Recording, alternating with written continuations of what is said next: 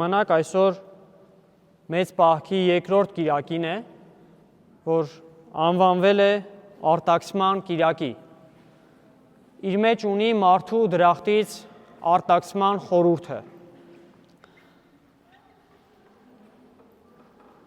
Շատ մարդկանց համար, սիրելիներ,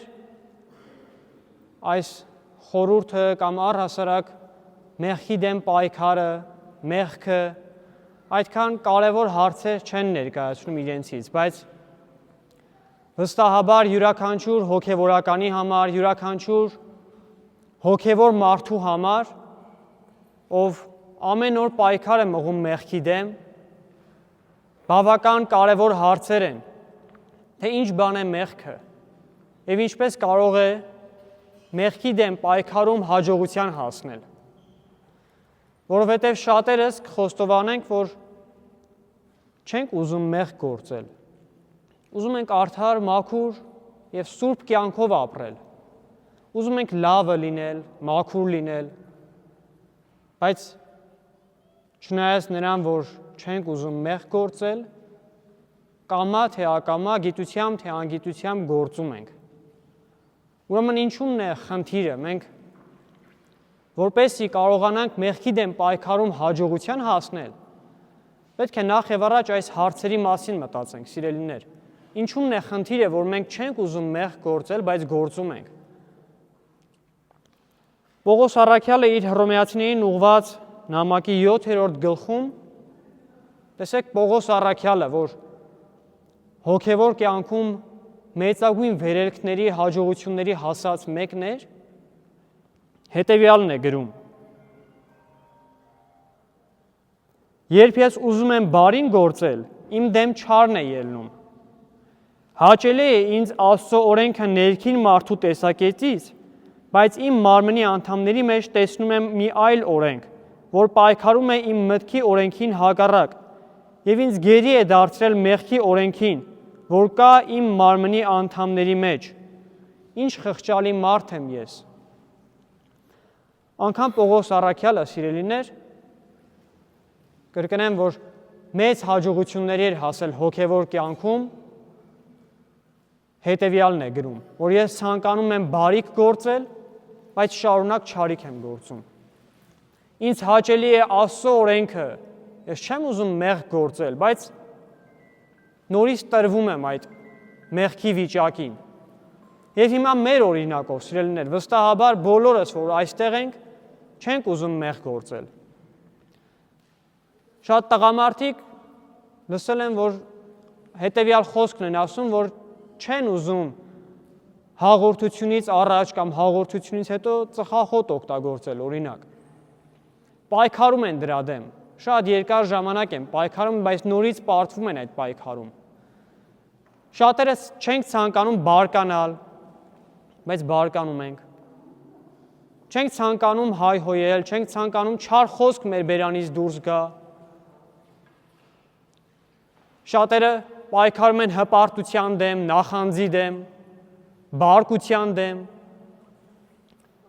բայց նորից ու նորից պարտվում ենք այս պայքարում։ Ուրեմն ինչու՞մն է խնդիրը, որ մենք չենք ուզում, բայց կատարում ենք այն, ինչ որ չենք ուզում։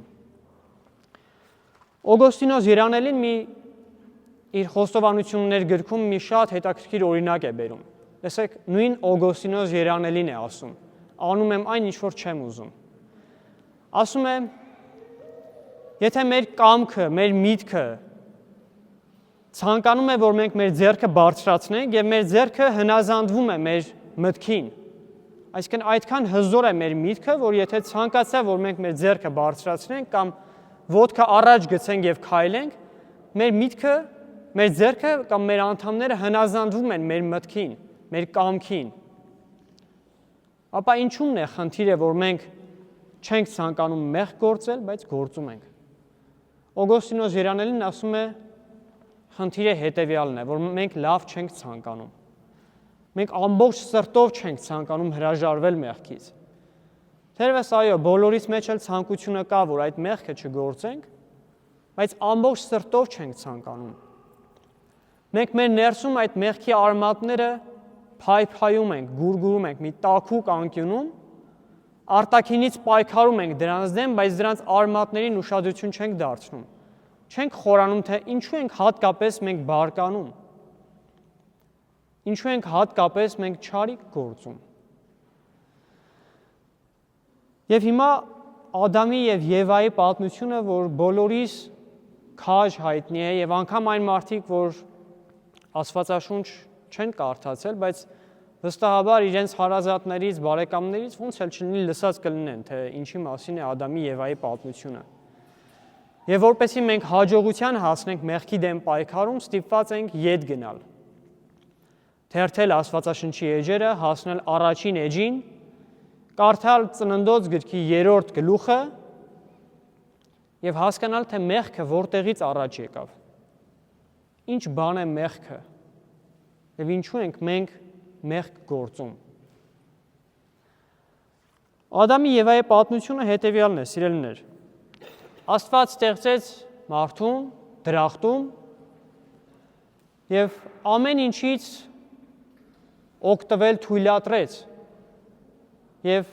դրախտում գոյություն ուներ երկու ծառ, կյանքի ծառը, այդ կենաց ծառը եւ բարու եւ չարի գիտության ծառը։ Աստված արգելեց մարդուն, որպեսզի մարդը ուտի բարու եւ չարի գիտության պտղից։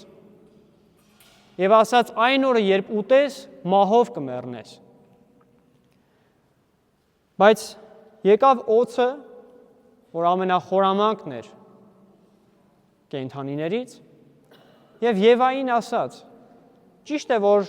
Աստված ասել է, թե ոչ մի պտղից չեք կարող ուտել։ Եվ գայթակղելով Եվային խաբեց, Եվան քաղեց ծառի պտղից, ճաշակեց եւ տվեց նաեւ իր ամուսնուն Ադամին։ Երկուսն էլ ճաշակեցին բարու եւ չարի գիտության պտղից, սկսեցին ճանաչել բարին եւ չարը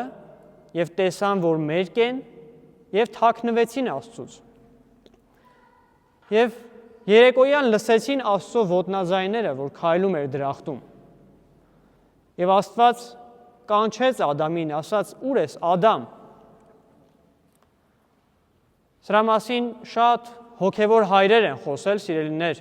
թե ինչու է Աստված այս հարցը տալիս մարդուն։ Միթե Աստված չգիտեր, թե որտեղ է Ադամը։ Սա թերևս կոչ էր մարդուն, նաև հիմա մեր օրերում կոչ է մեզ, որպեսզի մենք ինքներս գտնենք մեզ։ Հասկանանք, թե ով ենք մենք։ Հասկանանք, որ 70 կամ 80 տարի ապրող էակներ չենք, մենք հավիտենական էակներ ենք։ Մենք Աստծո պատկերով եւ նմանությամբ ստեղծված արարածներ ենք։ Եվ ինչպես Սուրբ Գիրքն է նշում, երբ Ադամը լսեց Աստծո ձայնը, միանգամից սկսեց արդարանալ եւ ասել. «Ես չէի, որ կերա, այլ այն կինը, որին դու տվեցիր ինձ, նա ինձ տվեց ծառի պտղից եւ կերա»։ Եվ կինն էլ մեղքը գցում է օձի վրա եւ սրան հաջորդում է, ինչպես իմացանք, պատիժը։ Հիմա ինչի մասին է այս պատմությունը, սիրելիներ, որ մի փոքր արտաքինից հեքիաթի է նմանվում եւ բոլորս գիտենք այս պատմությունը անգիր, բայց չենք կարողանում շատ հաճախ գործածել մեր այսօրվա ներկայիս կյանքում։ Իրոք հարցն անք մեզ, թե 21-րդ դարի մարդուն, որ բազում հաջողությունների է հասել եւ մեծ հաջողություններ է գրանցել իր կյանքում։ Սրանից 3000 եւ ավելի տարիներ առաջ գրված այս պատմությունը, մեղքի մասին այս պատմությունը ինչ օգուտ կարող է տալ։ Ադամն ու Եվան չեն ճանաչում բարին եւ չարը։ Որպեսզի լավ հասկանանք այս դրվագը, սիրելիներ, նայենք մեր երեխաներին, մեր փոքր մանուկներին։ Մենք շատ հաճախ ենք, չէ, երանի տալիս։ Անգամ Քրիստոս երանի է տալիս, չէ, ասում է մանուկների նման եղեք, որ երկնքի արքայությունը մտնեք։ Եվ մենք էլ այն ժամանակ, երբ ցանկանում ենք մաքրությունը խորհրդանշել, սրբությունը պատկերել, երեխաներին ենք հիշում, ասում ենք, տեսեք երեխաները ինչ մաքուր են, ինչ սուրբ են, անմեղ են, ինչու, որովհետև չեն ճանաչում բարին եւ չարը։ Թերևս հենց այս վիճակում էին գտնվում նաև Ադամն ու Եվան, որ դեռևս չգիտեն, թե ինչ է բարին եւ ինչ է չարը։ Այն մաքրության, այն նախնական, նախամեղանչական վիճակում էին գտնվում։ Եվ սրանից հետո, ինչպես մեր մանուկները, չէ, երբ մեծանում են, տարիք են առնում եւ արդեն կյանք են մտնում, այդ